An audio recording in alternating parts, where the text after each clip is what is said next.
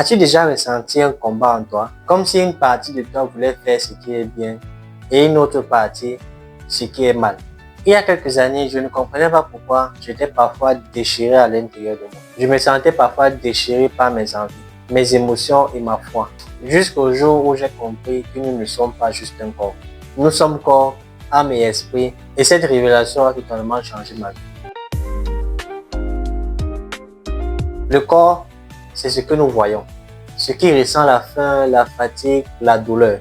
Il nous permet d'interagir avec le monde physique. Mais le problème, c'est que notre corps est faible. Il recherche parfois la facilité, le confort et les plaisirs. Mais la Bible nous dit, dans Matthieu 26, verset 41, l'esprit est bien disposé, mais la chair est faible. Et c'est très vrai. Combien de fois ai-je voulu prier, mais mon corps était fatigué? Combien de fois ai-je voulu faire le bien, mais mon corps me poussait toujours vers la paresse et la facilité? L'âme, quant à lui, c'est ce qui fait de nous des êtres uniques. C'est notre personnalité, nos émotions, notre intelligence, notre volonté. Mais il faut savoir que même notre âme est aussi instable. Un jour, elle est remplie de joie. Le lendemain, elle est envahie par la tristesse et les doutes. C'est pour cette raison que nous pouvons lire dans le psaume 42, verset 6. « Pourquoi t'abats-tu, mon âme, et gémis-tu au-dedans de moi? Je me souviens d'un moment où tout allait bien dans ma vie, mais à l'intérieur, je ressentais un vide.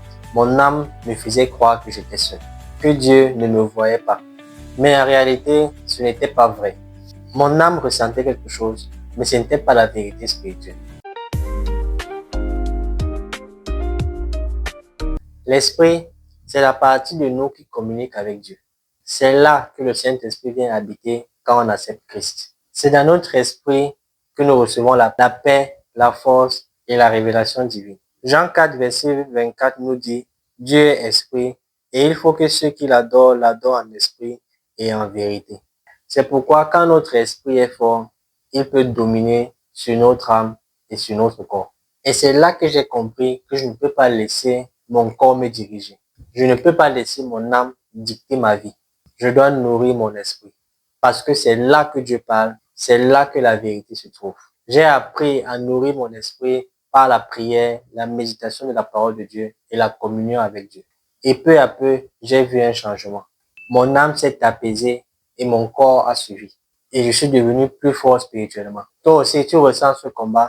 Est-ce que c'est ton corps qui te dirige ou tu es guidé par tes émotions? Aujourd'hui, prends la décision, la résolution de nourrir ton esprit. Passe du temps avec Dieu et tu verras. Peu à peu, tu seras transformé. Nous sommes corps, esprit et âme, mais la vraie vie, la vraie paix se trouve dans notre esprit, là où Dieu réside. Alors choisis de nourrir ton esprit plus que ton corps et ton âme. Si cette vidéo t'a touché, dis-moi en commentaire quel aspect te parle le plus. Et surtout, ne laisse pas cette révélation s'éteindre. Partage-la à quelqu'un qui en a besoin. Nourris ton esprit et regarde Dieu transformer ta vie. Tu peux aller écouter cette vidéo où je te donne les avantages de méditer la parole de Dieu et comment la méditer efficacement pour recevoir l'instruction et les directions de Dieu pour ta vie.